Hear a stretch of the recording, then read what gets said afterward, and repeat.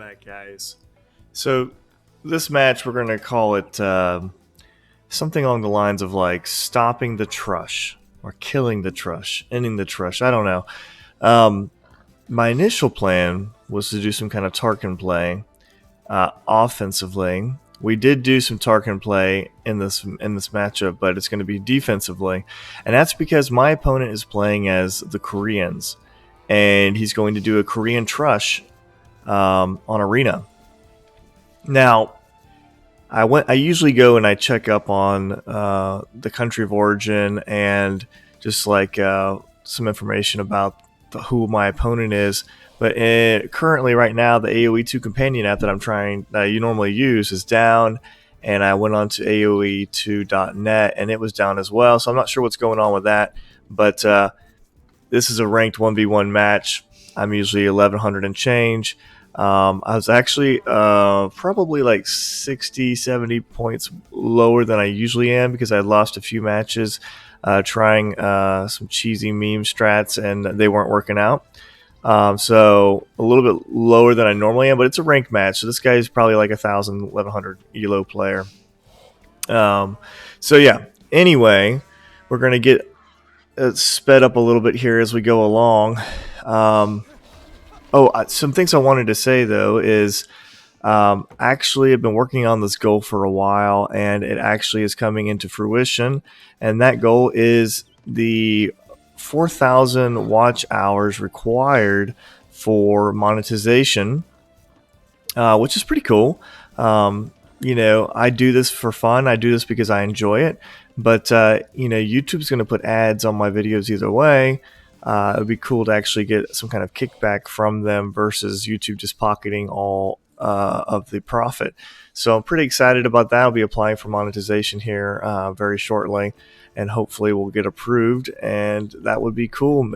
Start using, if I get some, kickback, some money coming in, hopefully can start expanding the computer and the setup and the programs that I use maybe at some point to make the casting experience more enjoyable and more professional for you guys. That deer's trying to be elusive and get away. Get him. All right, cool. Another thing I was going to say I had this crazy day a couple days ago where this guy, it was a 6-year-old that called in, and he said that his granddad was not waking up. And I was like, oh, this is not good. This is not good, A 6-year-old calling 911 to tell us that his granddad's not waking up usually means that grandpa's probably not there with us any longer. And so I'm flying to get there, and it's down this dirt road that's bumpy as hell, and I'm bouncing all over the place trying to get there. And I finally get there and knock on the door, and the kid opens the door. And as soon as I come in the door, I'm like, hey, where's your grandpa at? And next thing I know, I got a pit bull literally gnawing on my leg. And some people might be like, well, did you shoot him? Did you shoot the dog? No, I did not shoot the dog. And I could have. But, for all I know, this kid's grandpa is dead and, somewhere in the house. And he's already crying his eyes out, and he's trying to grab the dog by the collar and pull the dog off me. So I don't have a clear shot, and I'm not going to shoot this dog in front of a kid either if I can avoid it at all costs. So instead, I kicked the dog in the face probably like 6-7 times. Once I backed up and got the dog off my leg initially. I kicked it several times, in the face to get her back from me. It was actually a she. And then got my baton out and swung at it, and she backed up. And so then I got behind the door, and I'm like, hey, can you put this dog up? And this kid is, not only was he smart enough to call, 911 and, articulate enough to let them know what was going on, but, he wrestled this pit bull, grabbed it by the collar, and dragged this dog back into a a laundry room so I could run in there. And thankfully, Grandpa was not dead. He was going through diabetic shock.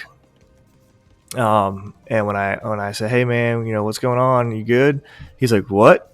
He had no clue what was going on. He was completely out of it. Didn't know his name, didn't know what time it was, anything like that. But, thanks to the quick thinking and you know, great reactions by this kid.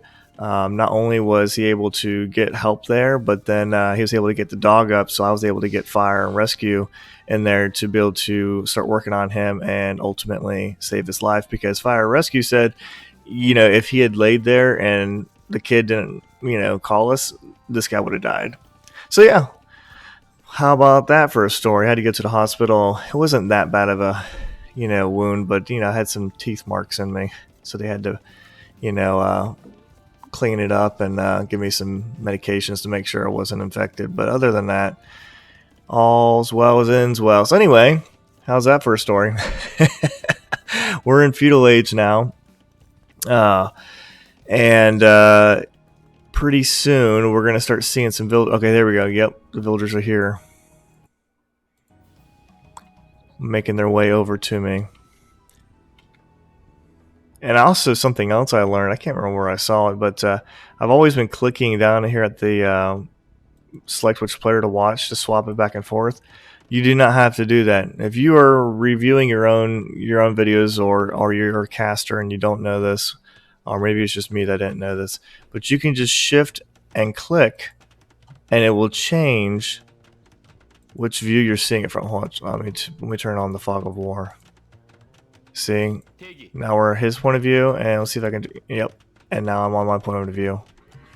Something I didn't realize, I wish I remembered where I saw that, but someone mentioned it, maybe it was a Facebook group, but someone told me about it, and I was like, dang, that really makes things easier. You know, it's crazy how many things I'm still learning about this game all the time, you know, and hopefully becoming a better player and a better caster as we go along. Villager count is strongly in my favor, 26 to 20. That's because I've been booming up, just collecting food and wood, while he's been going heavy on stone. And he did not push in or mill his deer either. Has no farms and just 4 villagers on berries. So yeah, 4 villagers on food. Doesn't even have enough to continually produce villagers. You need at least 6. If you aren't aware of that, you need at least 6 villagers. And I'm on my way to Castle Age, 22% in, so I'm not super concerned about it. Okay, you got 2 towers coming down. All right, that's cool. That's cute. I just have to survive and buy some stone and get a castle. Oh, wait, I actually came out here to mine some stone in peace as well. I'll drop a castle. And honestly, that's, you know, how when you're getting castle drops, the answer is to get the imp so you can get trebs out. Well, if you're being tower rushed, one of the best things you could do is get the castle, okay, and drop a castle safely where your villagers aren't getting, you know, killed too much, which you're actually going to see I had a little bit of issue with that. But you want to have the castle close enough to be able to take out several of the towers that are putting pressure on you. And we have a little bit of a scout-on-scout violence there. And unfortunately, because of me going up to the castle, he is catching. We're actually the same as far as villager count goes, but he is nowhere near clicking up castle. He doesn't. He can create 1 vill right now. Well, he has 3 that are queued up, but he's not anywhere near castle age. So now I just need to get enough villagers to drop a castle. And I hate this tower placement from him, because I was going to drop the castle right there. I had to back it up a little bit. And probably should have sent a few more villagers too, because his tower is going to go up first and it's going to start shooting my vills, and I'm not going to be happy about that. The other towers, not so much of a problem. This one tower, that was a nice little... I hit that scout and killed him, and I like that. He took a while to garrison, though, which did help out a little bit, but still, I'm trying to keep these villagers from getting shot too much. Really don't want to lose vills. I do lose 2 vills there, unfortunately, and my scout. So now I'm like, okay, I just need to let these villagers sit here for a second and bring these villagers back, because I have more than enough villagers to force it up. It's, you know, already quite a bit of the ways up. Let's just get it up. Come on. There we go. 79% way up. So now we have 17 villagers. Even if I lose 1 or 2, it's going to be worth it. So yeah, lost 3 villagers and my scout. He lost his scout. Let me see if I can get any of these villagers. Come on. There we go. Alright. And just like that, all 5 towers that he put down are not pressuring me anymore. And that's a lot of stone to invest in the towers and even these villagers going down in return for pretty much nothing. Unbeknownst to me, though, he did sneak these villagers over here. And I do not see them, actually. They're in my fog of war. And he's going to commit to the tower strat. Let's see how much stone he has. Yeah, he has 675 stone. So if he was anywhere near Castle Age, he could actually drop a castle on me back here. And I wouldn't know, unless I happen to be sending more builders to my wood line. But he is not anywhere near Castle Age, and he's going to continue to build towers. And the thing about towers is, you want to deny resources. And these towers weren't bad because denied this gold, denied this gold, denied this gold, was ranging with some of my farms, tried to deny this castle. Those all make sense. What doesn't make sense to me, other than the fact that you're already in and you might as well try and like get some value out of them, I guess maybe, is this tower over here, because it's not denying any resources. I mean, yeah, okay, you're shooting 1 villager on 1 farm. That's not that crazy. So, and I'm just going to relocate my guys further over to this side. And now, what he doesn't, I don't know if he realizes this, but Tarkans are really, really, really, really, really, really good against buildings. That's their forte. And they're also pretty archer and tower resistant because of their pierce armor. Just stock on a regular Tarkan, they have 3 pierce armor. So that's not bad. And I'm just going to create a couple of those. And you can build as many towers as you want, because Tarkans are going to clean them up. And I'm getting my second town center up here, trying to boom. We actually had the same amount of villagers, despite everything that's been going on. But the main thing is just that he only has 343 food in the bank with 1 villager queued up, so he's nowhere near Castle Age. And I got to give it to you. You know, a lot of times when you do strats, you don't go all in, and because you half-ass it, excuse my crassness, but because you half-butt it, you know what I mean, it doesn't work. So kudos to him for really going all out. And this one's a better tower because it actually it's out of range of my TC and it will range this gold. But these towers are going to go down.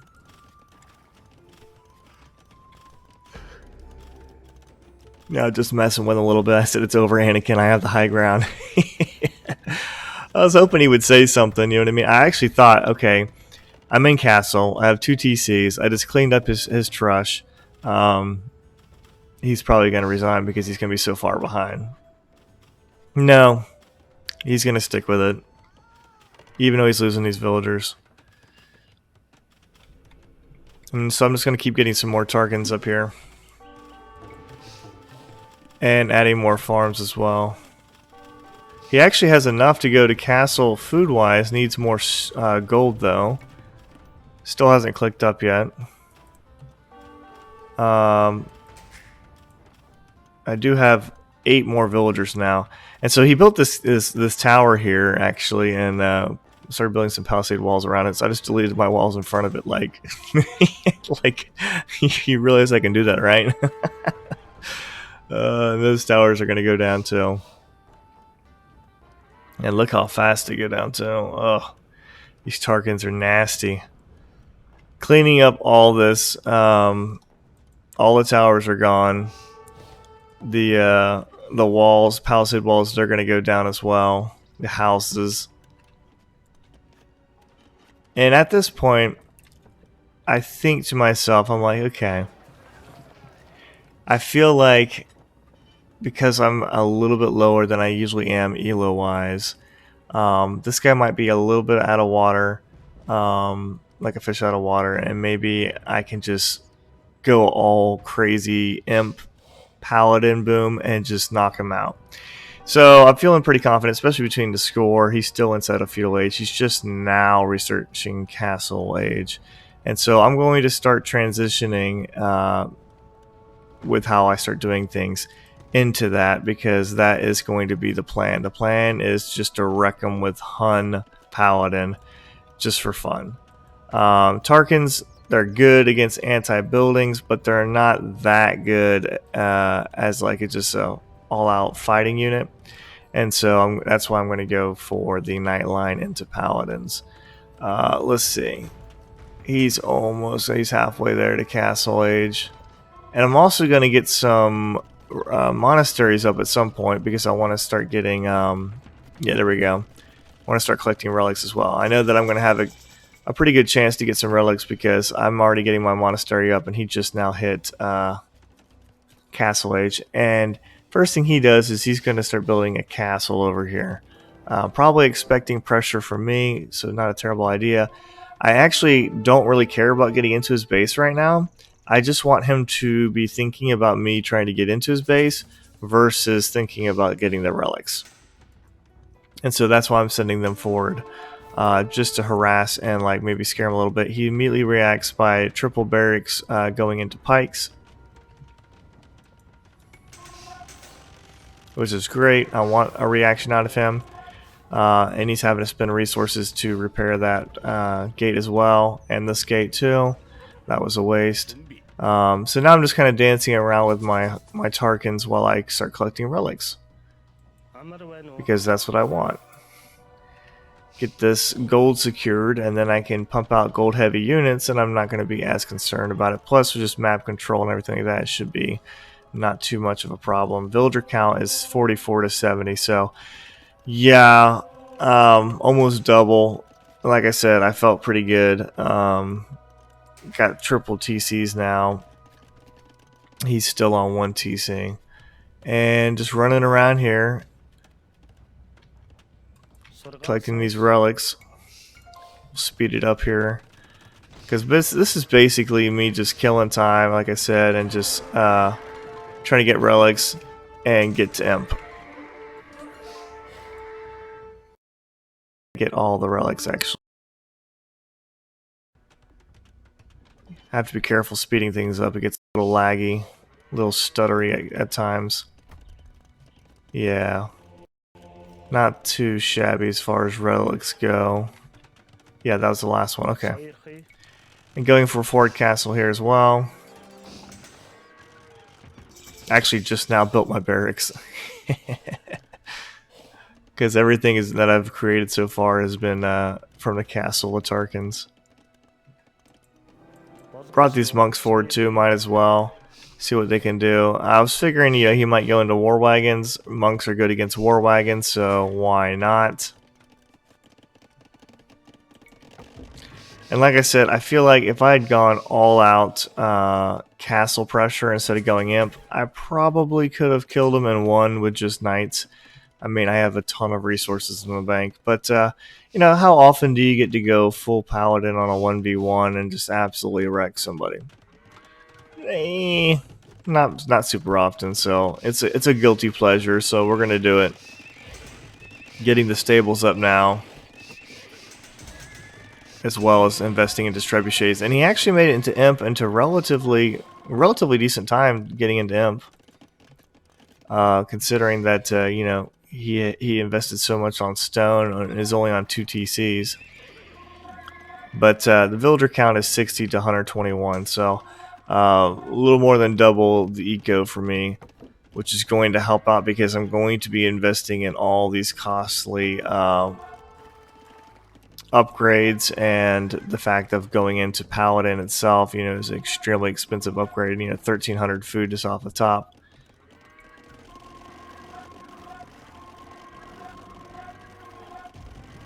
I want to get a huge death ball. I don't want to be there any chance of him surviving. And he did get the Halb upgrade, which is smart.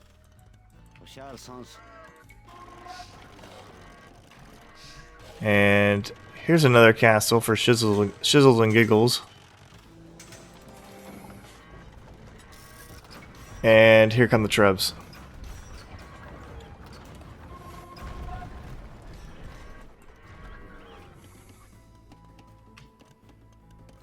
He actually did expand a little bit out to his right here.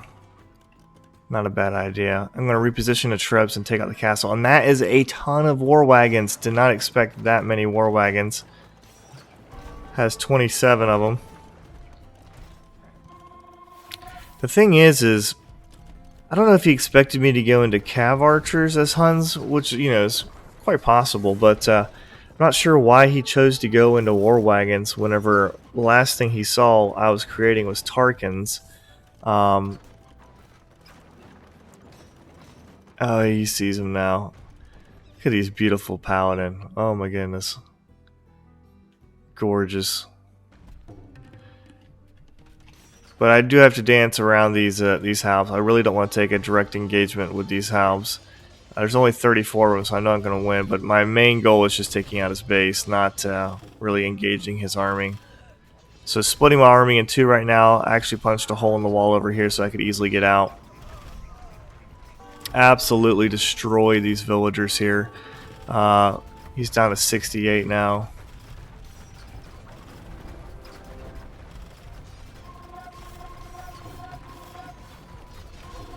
Forced him to split his army in two. I'm not super concerned about the war wagons. Just really want to take out his base as much as possible. And let's see. Yeah, I am pop capped. And this TC is going to go down. And just moving. Just passing. Still have 50 paladin. Yeah, 18 attack, 5 armor, 7 pierce armor. I mean, tanky, tanky, tanky guys. And I have these priests as well to make some conversions. Get that war wagon there. Protect my my monks. And really, do I need to worry about protecting monks or dropping another castle or anything like that? I could probably just go in for the kill, but I guess I'll just, you know, playing with my food before I ate it a little bit. Might not be nice to say, but that castle goes down. This was, like I said, after several losses recently, so it was kind of enjoyable just to have someone, you know, I mean, he did do some good feudal pressure, but just to, you know, really clear him out, and Imp felt good. And that castle goes up as well. I mean, these halves are doing a pretty good job of pushing back my paladin, honestly.